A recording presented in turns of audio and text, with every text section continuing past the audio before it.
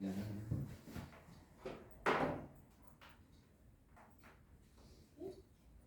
Ready? Okay. Let's start the meeting.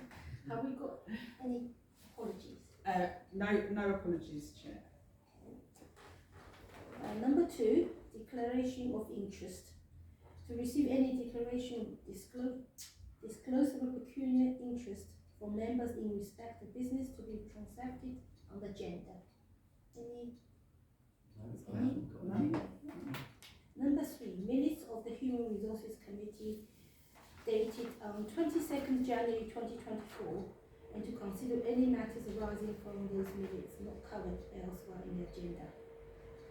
I was just going to propose acceptance of the minutes. That's okay. I don't know if somebody will second them. Anybody second? I'll do it. Okay, thank you very much.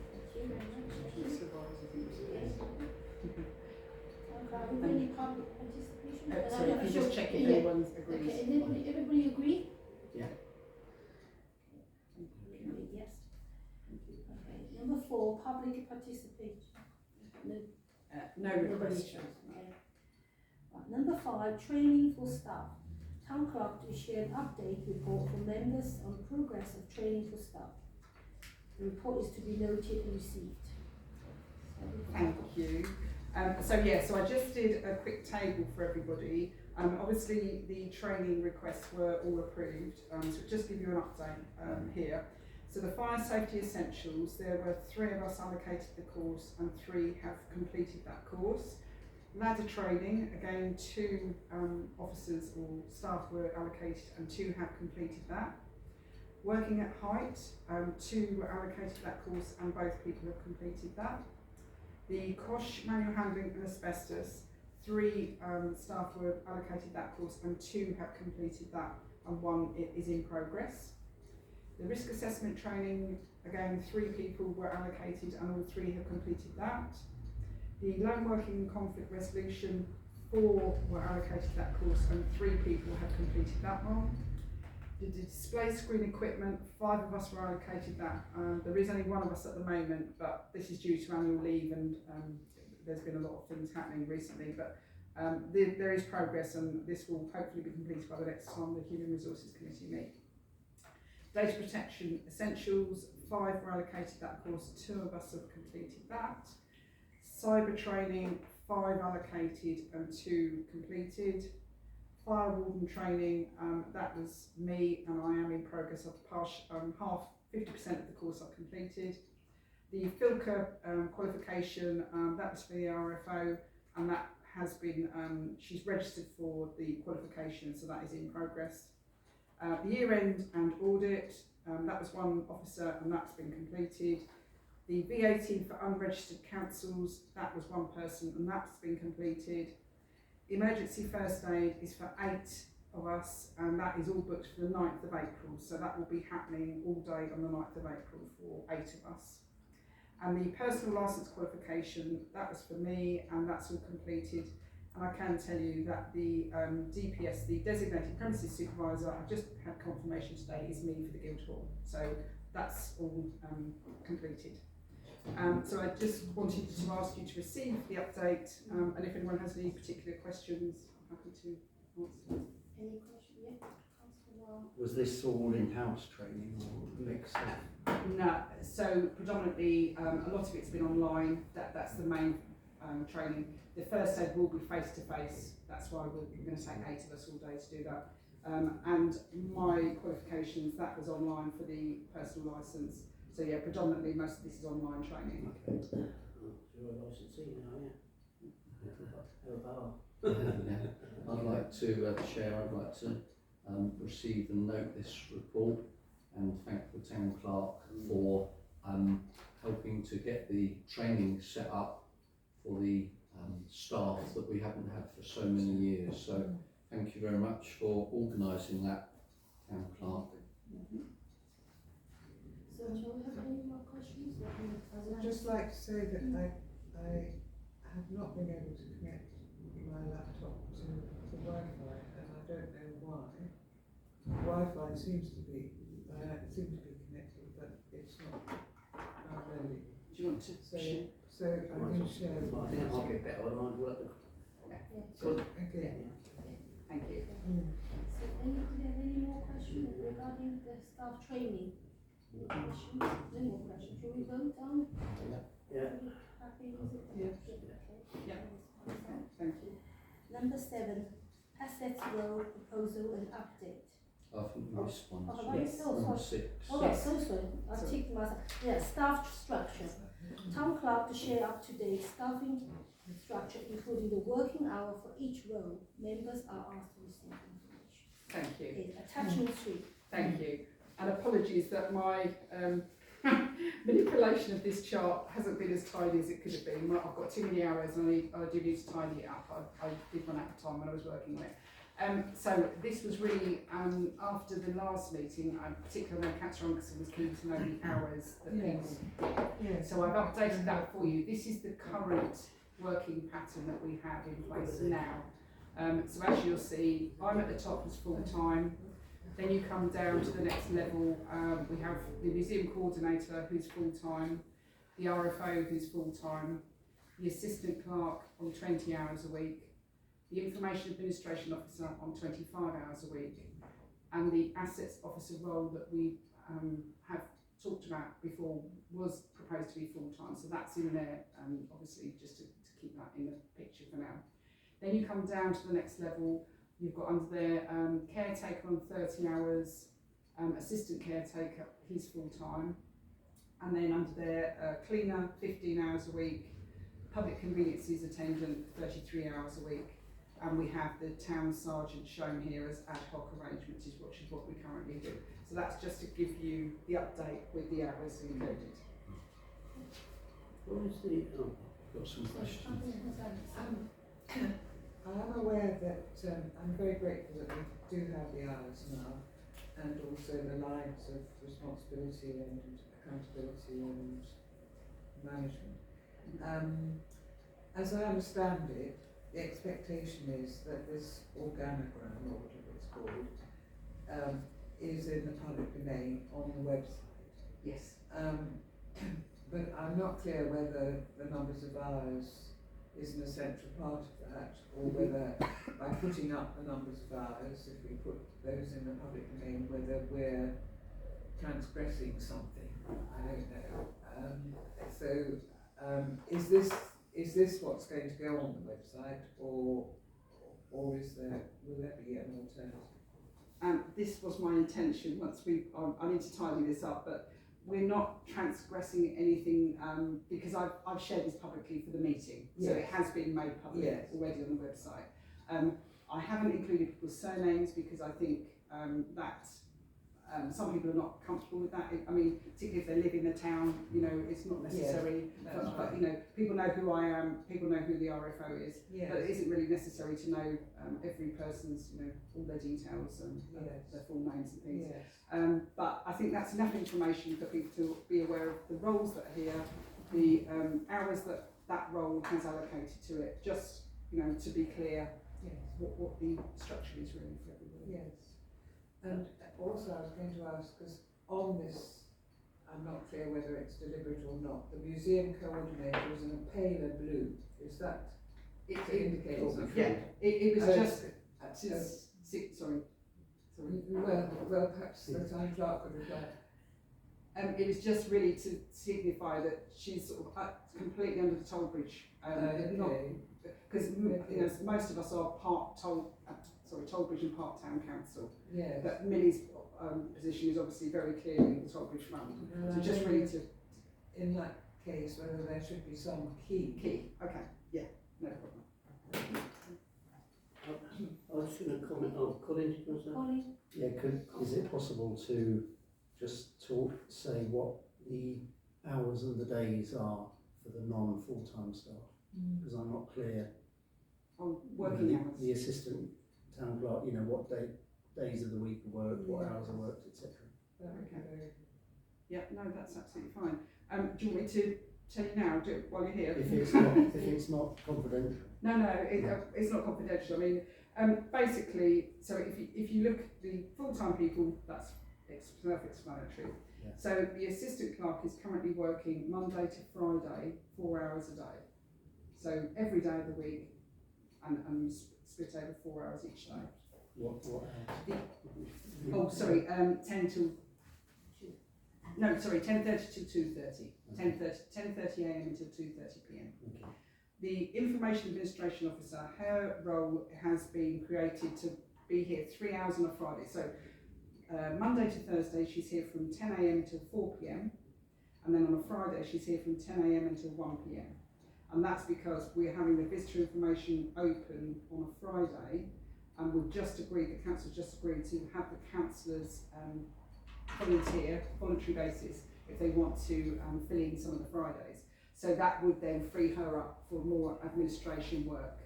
But if there is nobody available, she will be on reception. It will be open from 10 a.m. until 1 p.m. on Friday. Going down, assistant caretakers full time. The cleaner is here on 5 days a week, and that's 3 hours a day. 3 hours a day, and that's 8:30 until 11:30. So caretakers, that's tricky because they change shifts. Yeah. So I mean, I can't really tell There's you nothing what definite. hours. No, there's nothing definite. And they do earlies and lates, and they alternate that. So there's no set hours for either of those. Is that 7 days a week? Or say if they come on a Sunday, would that be overtime? So It was before, it was overtime, double time. toil. So there is time off in lieu. We don't pay overtime unless it was historically, I think, on a Sunday, Yeah. but because we don't very rarely work on a Sunday, No. and it shouldn't really be. That's what I used to say, it shouldn't have been, it should be part of their contract, Yeah, contracted yeah. hours. But I've we used got- to have people working on a Sunday regular, and he was getting double time for it. I'm negotiating with, obviously we've got the new contract template Yeah. coming through, so Yeah. I don't want to really get into contracts because that's confidential really. But basically, again, with the public conveniences attendant, that is very flexible hours because we have the caretaking provision, we have the public conveniences attendant, but the public conveniences attendant is actually covering as well caretaking ad hoc. So I can't really tell you those hours, that there isn't any set hours. But obviously when the toilets need to be open, they're open in the morning, checked at lunchtime and closed in the evening. But it could be that it might be a caretaker locking up in the evening. So that's a bit difficult. You can't really tell you categorically what the hours are for those roles, but I certainly can for all the other roles. The only person I haven't covered is Millie. She obviously, with the museum, she works from Wednesday to Sunday, and it does depend. Some weeks she's here because this week she was here on a Monday because of some training she was undertaking. So again, that is a bit of a fluid role, but obviously she's here when the museum's open, unless she's on leave. Hope that's helpful. The caretakers, I thought they were both on the same hours. No, they're not. No. Because I mean, one of them's not permanent yet, is he still on? We're going to talk about that later. Yeah. So I mean, I thought the first one, which was the senior caretaker, he seemed to be on less hours than the part of the assistant caretaker. That seems a bit weird to me. We'll have to talk about that later on in the agenda because we need to get into the confidential part of the meeting. I'd like to note this report from the town clerk. Somebody second it. Second. Yeah, Colin. Councillor All Miles. those in favour? All agree in favour? Yeah. Thank you. Thank you very much. Number 7, assets road proposal and update. Town clerk to share a report that outlines the short-term and long-term proposal for addressing the recruitment approach for our new asset road for STC. Thank you. I know Councillor Wells did a lot of work, in fact most of the work on this report, so I do want to take any credit. I've sort of did the finishing part of it. So hopefully there's a lot of detail here. Hopefully this sets out the proposals with dealing with the asset officer vacancy, both in the long term and short term. I won't read all the background for you because you probably had an opportunity to read that. But I think we all know that it was a disappointment in the Christmas period, and things have been a challenge since, and there is clear need for progressing, getting to grips with the assets for STC and the Toll Bridge Fund. So I think this is a sound approach, both with appointing a consultant as well to assist with the leases and the other documents, which is another key area, and also speaking about the looking towards recruiting the assets officer as a permanent position, and trying to progress that is important as well. The market manager, this isn't, I don't think, going to be as much of a priority, because at the moment, as long as we've got somebody to set up the gazebos, which we have at the moment, the promotion I'm working on and our new officer Lindsay's working on as well. I've had a lot of market inquiries in the last 2 weeks, so things are really, really progressing at pace. So I want to work with Councillor Suka and maybe Councillor Wiles on doing a report. There might be potential to actually purchase some more gazebos, because we certainly, I think we're going to be in a position where we don't have enough gazebos for market stalls. I don't see that as quite a priority, but I know that certainly the assets position and the officer, that is clearly a priority that we need to address. So hopefully you've had an opportunity to read the report, and if you've got any questions, me or Councillor Wiles can help. Yes, thank you. It is a little while since I read the report, but I am aware that at some point it suggests that the assets officer should be, the assets officer should be re-advertised with the proviso that the post holder achieves approximately 30% self-funding. In other words, that the net cost of the post, circa 30,000, be a third funded over the long term, circa 10,000 by increases in rental income and by savings on utilities and other bills of the fund. I do understand the logic behind making this post to some extent partially self-funding, but I also think that the opportunities for self-funding are probably loaded at the start of the post. In other words, it's much more likely to be able to make savings, whoever is appointed to this post is much more likely to be able to make savings in year one, but that they will steadily decline from the end of year one.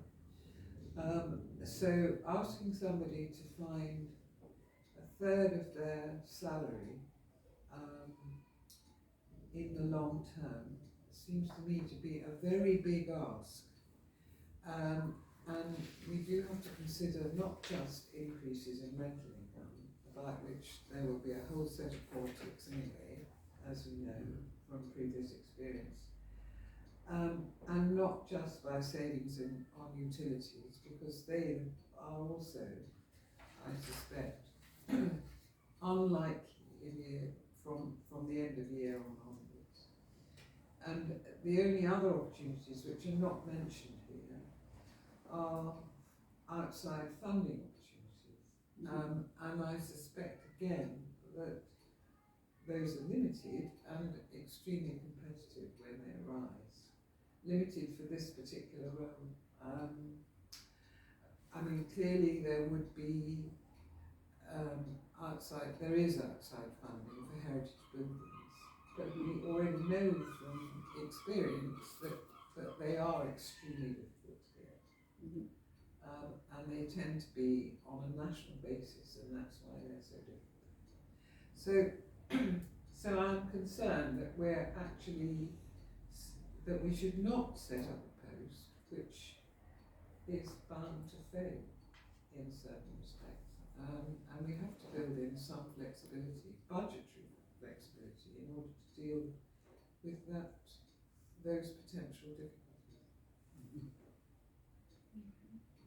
Noted that down. Thank you. I mean, I'd be interested to hear the response. No, I think it's a fair comment.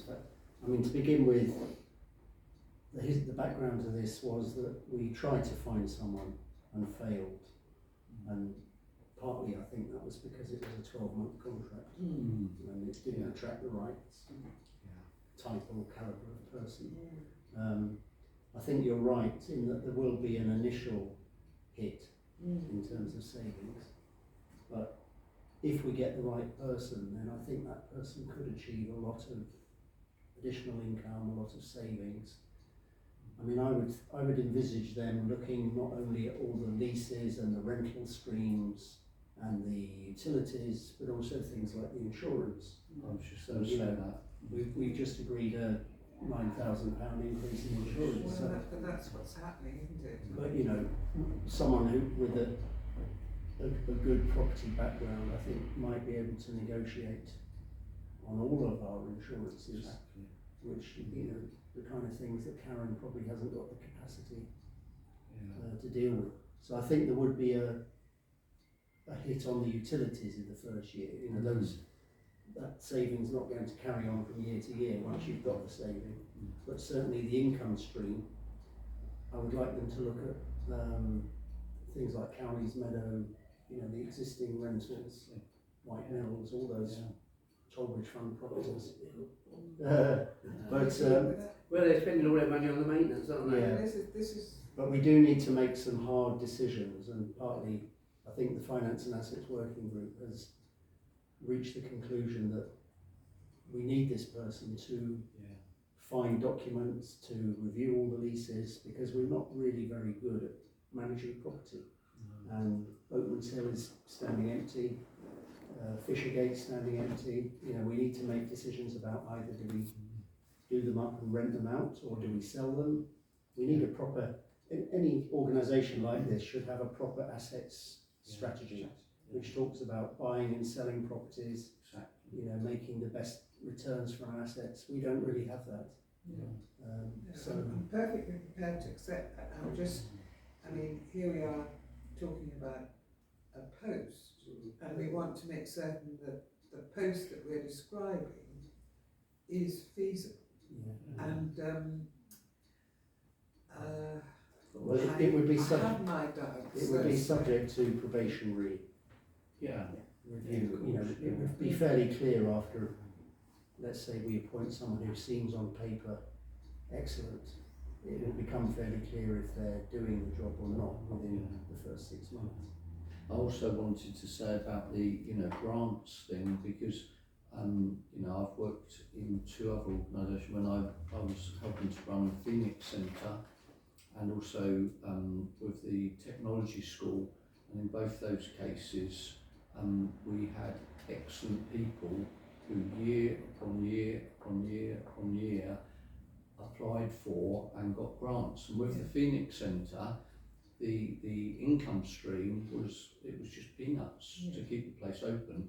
And if the fine gentleman Phil Scott, if he hadn't applied for grants year in year out, the place would have closed even sooner than it had done. You know, with the peppercorn running. And likewise, I mean, you know, it's a shame he's not available, but the manager up at the technology school, year upon year, he's done utilities, then he's done solar, then he's done wind power, you know, you name it, minibuses, renegotiated contracts, applied for grants upon grant upon grant, and the technology school usually has a surplus of funds every year.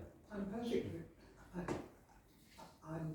currently writing a grant application for the Jubilee Centre, which was previously the Phoenix Centre. So I'm very, very keen on getting grants, and I'm delighted that the Town Clerk is similarly minded. And this morning we were using the benefit of the grant and packing hygiene packs and so on. But the grant of outside funding opportunities has no mention here, and I think it should, and it really should, because because as I pointed out, and as I think Councillor Franklin has indicated in his capacity as a trustee of the White Mill, that there is a politics about, because we own local property, as far as I know we don't own things further afield, And there is a local politics about raising rents, as we have already encountered, as far as the forecourt is concerned. So I think we have to be aware of that there are inbuilt difficulties. Yeah, I'd just like to say, I share Councillor Anderson's concern. There's not only 30,000, is it? You've got the add-ons, haven't you? You've got the pensions, haven't you? You've got his national insurance. So he's most probably, you talk about another £15,000 on top of that. So it might be £30,000 in salary, but it might be 15,000 or more in his other bits. So and I think we do need a strategic role to look at the assets. But I don't think we need a full-time. I think perhaps we could just hire a consultant and get a consultant who just look at them. Just have a consultancy firm. Look at what? Well, look at the buildings, because a lot of them, the buildings are in a bit of a state, aren't they? So we could work out how much money it's going to cost us, because some of the buildings do need a lot of repair work, don't they? So, and when you're talking about having this chappie in, he must probably say, first thing they say, oh, they need updating the toilets. Or then, the roof of the cinema, he might probably say, got to re-roof it. So in a sense, he could say, it could be doing a brilliant job and suddenly working to about £500,000 worth of repair work to bring stuff up more time. I mean, look at the toilets in the cinema. It is a lovely old place, but they are. They are 1930, aren't they? Yeah. So it's to attract people in. You've got to make the place nicer, haven't you? Make the facilities nicer. Yeah. So you might to get more in the cinema, you might say you've got to improve the cinema inside. Yeah. So I think it's going to be more than £30,000. Well, could I, first of all, this post was budgeted for within the current financial year. So we haven't spent any money this financial year. So that money's all there. Yeah. That's why we're proposing these short-term fixes. This goes back quite a long way, so I was hoping this might have been dealt with by now in terms of appointing a temporary person. The grant situation, yes, this is something we want them to look at. We've been talking about this a long time for the cinema, which is an architectural gem in Sandwich. And I've looked at that across the country. There have been many cases of independent cinemas owned by trusts or charities or where they've secured major grant funding. And that cinema I'm talking to Linton about this and to the friends of the cinema, and it needs major investment. But we need to clarify ownership and leases, and we don't have the documents at the moment. So there's all these things. But then the other aspect of this job, if we get the right person, is the other assets that we have and the fact that we're not getting the best return on them. So this building, I walk around here a lot and often it's empty. The lights are on, the heating's on. We're spending money, but we're not getting any income. So I think there's a big job to do in terms of looking at current bookings, about getting new groups, new organisations into this building, so making it a community hub. So it's busy all of the time, 7 days a week. Things like the courtroom, filming. There's loads of potential there for bringing in more income. I often think also, because I've been organising a dinner, if we could perhaps have our own, the main hall, and we could have a bar, which is called the gallery now. If we could have some sort of resident caterer, so we could actually, when they do a wedding, we say we do have our resident caterer. So I used to do that with the youth club years ago. I had a local publican that did all the bars, so I never used to have to worry about licensing. And I think the amount of wedding or other functions we should do the dances through the winter months, with bands and everything. And then because that was all set up there, the kitchen usually for sit down dinners, and we had the bar. So it was. That kitchen is what you might find in the Ritz or something. Exactly. And yet probably most people in Sandwich don't even know it's there. No. And also you're 100% right with that, Councillor Wiles, because the Councillor Danielle Carter and I, we attended the medieval banquet in January, and they did all the catering in that kitchen there for, how many was there? There was about 150 people, and it was a full-blown, there was like 7-course meal. It was stupendous, and the whole event was stupendous. And I think that's what the problem is. We are sitting on a little gold mine, Yeah. if loads of people saw this place and they said, look at this wonderful historic place, this absolute gold mine, and completely, as Councillor Wiles is saying, nobody's using it, you know, I mean, you know, we've got all these meeting rooms, is it let out as meeting rooms? We do need somebody in a post to do this work, and as soon as possible, you know, and if as Claire Anderson, Councillor Anderson said, you know, perhaps we can do something just to reduce or rephrase a third of income, perhaps we can rephrase it in a different way to performance, you know, considerations or something. But I say we go ahead as soon as possible to get this done. Could I say that there are many jobs in this country that are commission only? Yeah, I've got friends who've worked in sales that's where they get no salary at all. They're It's called zero hours contract. no, it's not zero hours, but it's. I'm not suggesting that for this post, but it could be within the requirements of the job that person is set a target each year. So it could be 10,000 the first year, it could be slightly less the second year. I agree. And that Good. becomes a performance objective. Exactly. The town clerk could build that into the appraisal process. Yeah, I do have one other question, and that is, if the Guildhall staff have themselves so far failed to find these leases, how is it possible for somebody coming from outside to find them when they failed to find them? I don't understand that. I think the answer to that is that there just hasn't been capacity at the moment. So it's not that we particularly failed, it's that we don't have the capacity to spend a whole day going through files upon files upon files, or going up into the attic and going through the archives, or, you know, Millie can dip in and out of things because she's the one that knows her way around there more than anybody else. But myself and Karen, there are not enough hours in the day at the moment to try and deliver what we need to do, you know, our statutory obligations without. I think, you know, if we could be in a position where there was more, more capacity, I don't think it's beyond the realms of possibility that we can make a concerted effort. But I think up until this point, there just hasn't been capacity, and I think if there was somebody here to work with, I certainly would be very keen to support that person and make sure that, you know, we can assist. I've got a follow-up question, if that's all right, because I think it's also in here that whoever is appointed would perhaps find it useful to talk to previous officers and previous councillors. Is that right? And I am aware that because we've got almost entirely a brand new staff, that the institutional memory of this institution is non-existent, or almost non-existent, and that might be a way of getting round that problem. I'm just not convinced that previous staff and previous councillors would be happy to share that information, and that, you know, it's not, but there would be, I mean, I can see that one could try. That's a valid point. The previous town clerk is still around.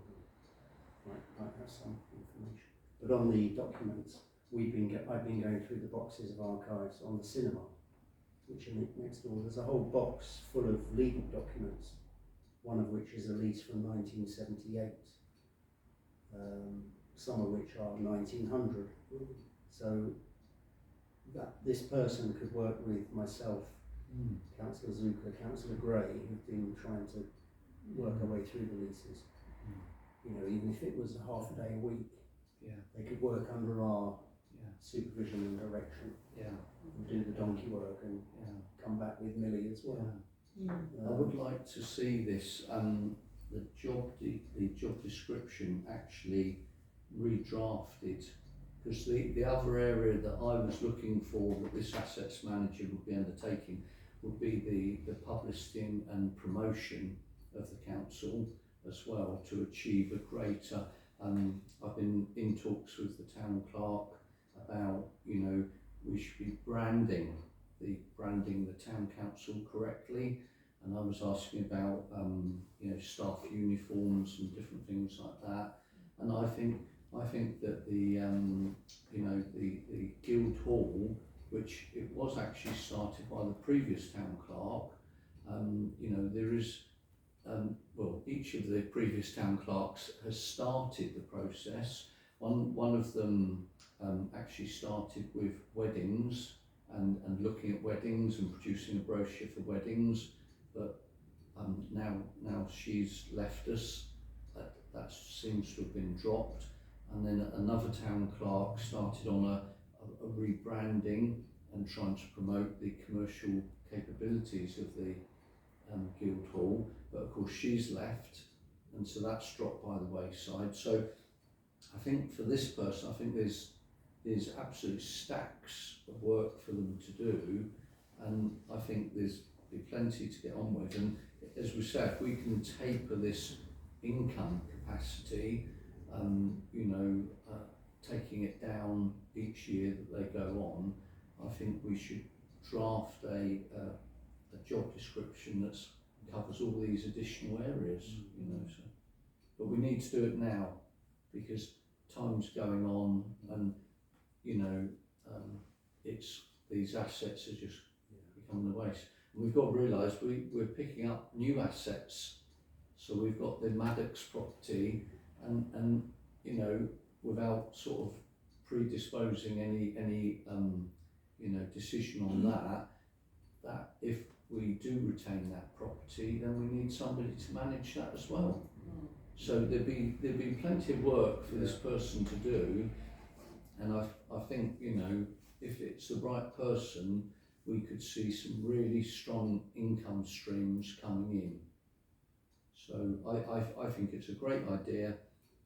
We can amend, as Councillor Anderson said, amend the amount of income they're expected to get in. And also talk about grant opportunities. Funding And outside we've got to talk funding about grants. opportunities. That's why I say I think the job description needs a complete rewrite to include the items that we've raised this afternoon. I mean, I think that could come to the Finance and Assets Working Group. Exactly. To agree. Yeah. What? Yeah. The job description. Oh, right. Yeah, quite possibly, yeah. And the figure. Yeah. But I'd like to propose that we do go ahead with this and with the amendments that we've raised this afternoon. I don't actually agree with what Councillor Wiles has just said. I think as the HR committee, it's our responsibility Just to what we Yeah, want no, to no, do. that's fair not enough. finance and assets. Yeah, no, the job description would have to be done between us. But we need to do that. We could get their advice. But Yeah. really- The recommendations, this has gone on a long time, so the 3-month project for the leases, whether that's still needed or whether we just go for the full-time job is debatable. The market manager, town clerk, is saying he's not so. It's Critical. not as urgent and critical, because I think things are naturally now progressing, and naturally, you know, the weather's turning, Yeah. we've got the gazebos, which has heightened interest, so I think that has naturally meant that the market is flourishing. It's going well. Yeah. And So this there's is a just for the Thursday, Mark. There is no suggestion of extending it to other days of the week, such as Saturday. So I have had interest in that, but it's not something that I'm pursuing actively at the moment. I'll come back to council when. Yeah. Okay. I just want to get the core stalls and people, you know, involved to a certain capacity, so that when we've got a strong foundation, then we can look at. Yeah. And if we move on this quickly, because obviously the assets manager role is to cover the markets as well. If we were lucky, we could be you know, interviewing somebody towards the end of, perhaps middle to end of April. If they were only on a month's notice, we could get them in by, say, the end of May. You know, if they're only on a month's notice. So it's about moving this forward and moving it forward as quickly as we can, you know. So, and I think after this Easter break, I would be quite happy to get the job description. Perhaps the town clerk can find some existing job descriptions that would be suitable, and then we can adapt them particularly for Sandwich and Sandwich Town Council, and then this committee can make sure that that job description is correct for what we require. So, but if we don't move on this now, we've lost another month. So I'm proposing to go ahead and excluding item 2, which is the temporary market manager, which the town clerk's taken out. So that's my proposal, Chair, is to Can move this anybody one. second to this, to amend this proposal? You can second it, you know. I know, I'll ask everybody else first before I ask myself. Yes. I'll second. Councillor Martin, okay, anybody, Yes, so can we vote in favour? In favour. Yeah. Yes. Okay. I think they find Wednesday clerk is very helpful. Yes. Yeah. Okay. Thank you. Chair, I'm getting extremely jumpy about this door. I'm terribly sorry. Well, it's just about to close actually. We're If you just wait done. 3 or 4 minutes, We're if you fine, wait 3 or okay. 4 minutes. Number 8, confidential matters. Under the Public Audit Admission to Meeting Act 1960, extended by S100 of the Local Government Act 1972, the public may be excluded from the meeting for the following items of business on the ground that they involve the likely disclosure of extant information as defined in Part 1 of Schedule 12A of the Local Government Act 1972, by virtue of paragraph specified against the item. 1. Information relating to a particular employee or applicant to become an employee or a particular office holder under the authority decision required. Can we vote to go for confidential? I propose that we go into confidential I'll second. Okay, and everybody agree? Yeah. Yes. Thank you. Please. Thank you.